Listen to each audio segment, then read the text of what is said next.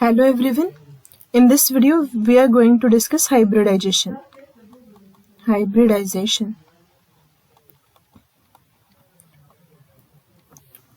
तो जब भी हम बात करते हैं ऑर्गेनिक मॉलिक्यूल्स में तो हम कार्बन का हाइब्रिडाइजेशन देखते हैं। वैसे तो हाइब्रिडाइजेशन के बहुत सारे टाइप है, sp3, sp2, sp, dsp, d2sp3, sp3d2। ठीक है, तो इस वीडियो में हम जो देखने वाले हैं वो कार्बन के हाइब्रिडाइजेशन, मतलब 3 टाइप के आते हैं, sp3, sp2 and sp।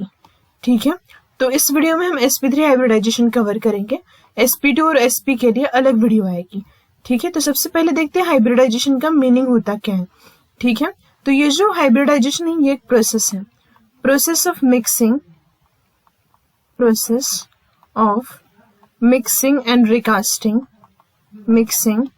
And recasting of atomic orbitals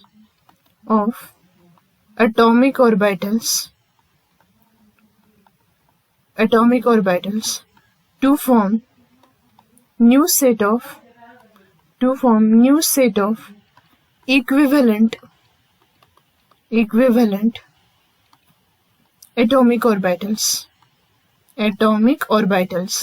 मतलब ये एक प्रोसेस है। इस प्रोसेस में हमें क्या करना है, ऑर्बिटल्स को मिक्स करना है और रिकास्ट करना है और उससे नया सेट बनाना है। लेकिन हमेशा याद रखना है कि जो सेट बनेगा वो इक्विवेलेंट ऑर्बिटल्स का होगा। मतलब अगर हमने 4 ऑर्बिटल्स लिए हैं तो आफ्टर हाइब्रिडाइजेशन भी वहां पे 4 ही ऑर्बिटल्स दिखने चाहिए। ठीक है, mixing and recasting of atomic orbital to form new set of equivalent orbital. तो ये डेफिनेशन 11th की एग्जाम में पूछी जाती है। ठीक है, तो अब स्टार्ट करते हैं sp3 हाइब्रिडाइजेशन। sp3 मतलब यहाँ पे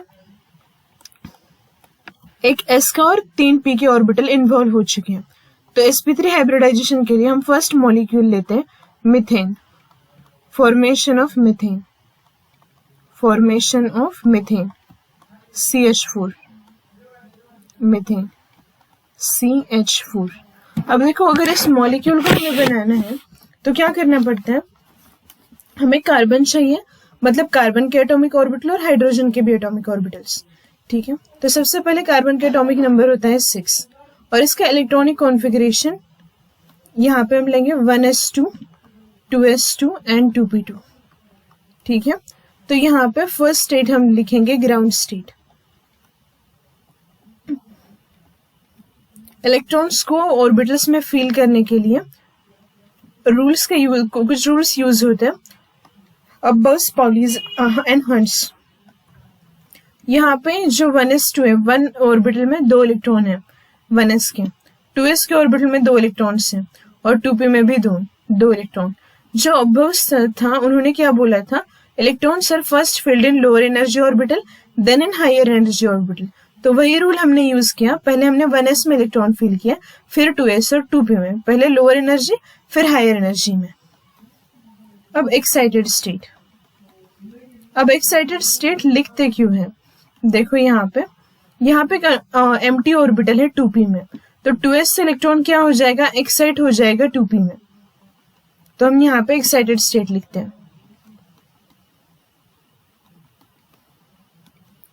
यहाँ पे 2 इलेक्ट्रॉन्स, यहाँ का 1 इलेक्ट्रॉन एक्साइट होके कहाँ पे चला गया, 2p के ऑर्बिटल में जो कि एम्प्टी था। अब देखो हमारे पास कितने इलेक्ट्रॉन्स हैं, अनपेड इलेक्ट्रॉन 4 और कार्बन की वैलेंसी कितनी होती है 4। तो यहाँ पे 4 अनपेड इलेक्ट्रॉन है कार्बन के पास और इसको ऑक्टेट कंप्लीट करने के लिए कितने चाहिए, और 4। तो यहाँ पे 4 हाइड्रोजन्स आएंगे और ये जो सेट बना है ये हाइब्रिड ऑर्बिटल है। हाइड्रोजन का 1s ऑर्बिटल में से 1 इलेक्ट्रॉन आएगा, दूसरे हाइड्रोजन से, तीसरे हाइड्रोजन से और चौथे। इस तरीके से यहाँ पे पेयरिंग हो जाएगी और ये जो मॉलिक्यूल बनेगा वो एक s का ऑर्बिटल और 3 p के ऑर्बिटल, इनको मिला के sp3 हाइब्रिडाइजेशन दिखाएगा, sp3 हाइब्रिडाइजेशन। ठीक है, इस तरीके से होता है। हाँ, अब आगे देखो, हाइब्रिडाइजेशन तो हमने देख लिया कि sp3। अब इस मॉलिक्यूल का रिप्रेजेंटेशन या फिर इसका शेप, ज्योमेट्री किस तरीके से होती है। तो ये जो मॉलिक्यूल है तो इसको टेट्राहेड्रल दिखाते हैं इस तरीके से। ये जो रिप्रेजेंटेशन ऑफ ऑर्गेनिक मॉलिक्यूल था वहां पे मैंने बताया था, ये है टेट्राहेड्रल। ठीक है, अब यहाँ पे देखो, हमने देखा ये टेट्राहेड्रल है। अब आगे देखते हैं यहाँ पे बॉन्ड एंगल क्या है। बॉन्ड एंगल,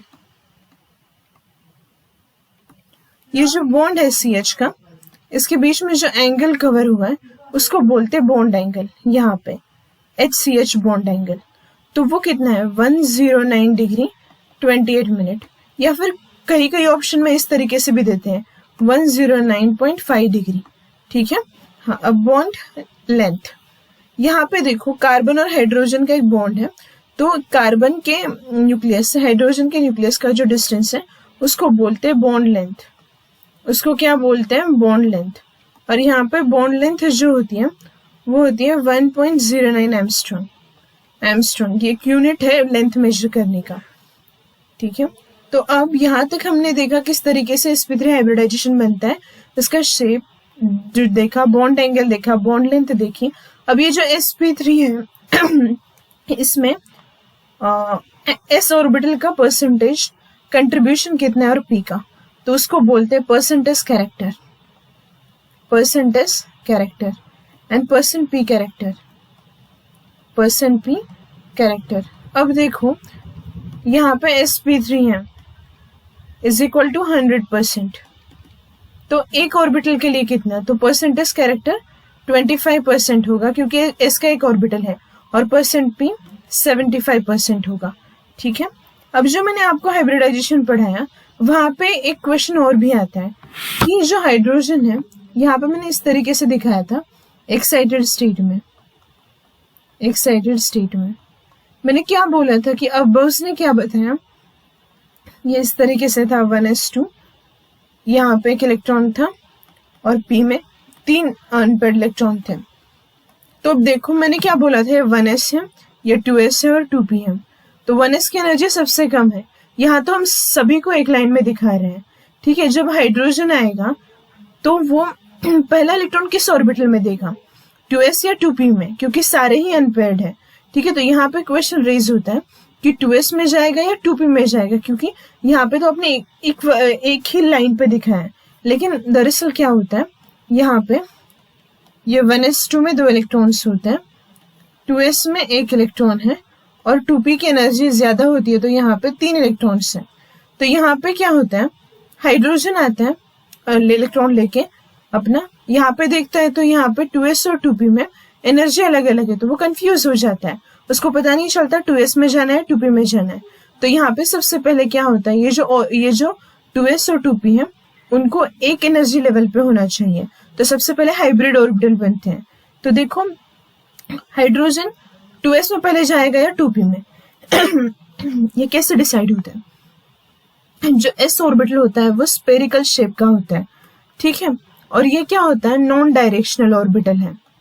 नॉन डायरेक्शनल मतलब यहाँ पर प्रोबेबिलिटी ऑफ फाइंडिंग इलेक्ट्रॉन्स जो होती है, मतलब यहाँ पे जो बॉन्ड बना है, फॉर एग्जांपल ये एक s ऑर्बिटल है और दूसरा एक s ऑर्बिटल है, एक मिनट, ये ऑर्बिटल क्या होते हैं, नॉन डायरेक्शनल होते हैं। मतलब यहाँ पे मैंने सर्कुलर दिखा है, ये एक s ऑर्बिटल है और ये दूसरा s ऑर्बिटल है। जब भी ये बॉन्ड बनाते हैं s ऑर्बिटल तो उसका सिर्फ 25% पार्ट ही यूज होता है, बाकी का जो पार्ट रहता है वो इतना बॉन्ड फॉर्मेशन में इन्वॉल्व नहीं होता। तो ये नॉन डायरेक्शनल है। ये क्या है, नॉन डायरेक्शनल, मतलब इससे जो बॉन्ड बनेगा वो उतना स्ट्रॉन्ग नहीं बन पाता। लेकिन जब p ऑर्बिटल का बॉन्ड बनता है तो यहाँ पे देखो p ऑर्बिटल का इस तरीके से 50% पार्ट यूज हो जाता है, मतलब ये डायरेक्शनल ऑर्बिटल है।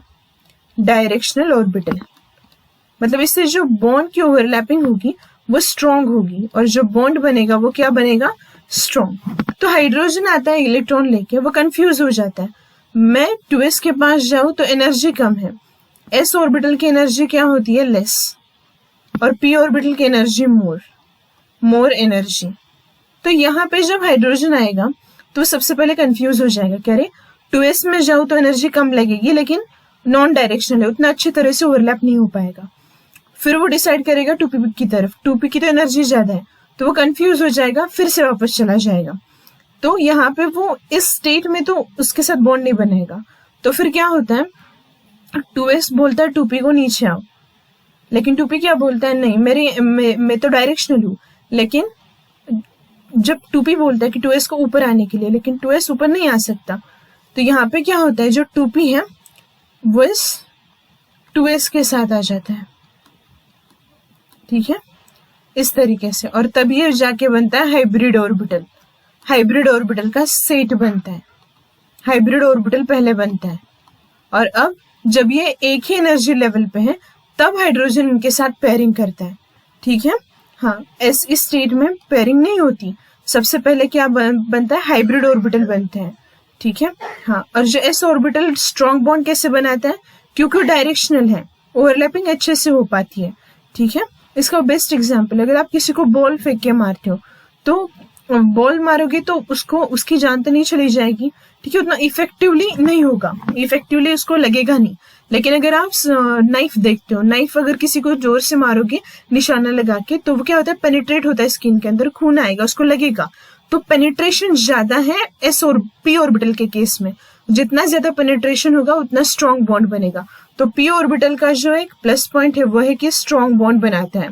तो ये एनर्जी रिलीज करके इसकी 2s की एनर्जी के साथ आएगा और हाइब्रिड ऑर्बिटल बनाएगा, तब जाके हाइब्रिडाइजेशन होता है, ठीक है। तब H जो हाइड्रोजन आएगा बॉन्ड बनाने, वो तब इसके साथ हाइड्रोजन बॉन्ड बना सकता है, ठीक है। ओके, तो इस तरीके से इस वीडियो में हमने देखा कि किस तरीके से sp3 हाइब्रिडाइजेशन होता है। Okay, thank you.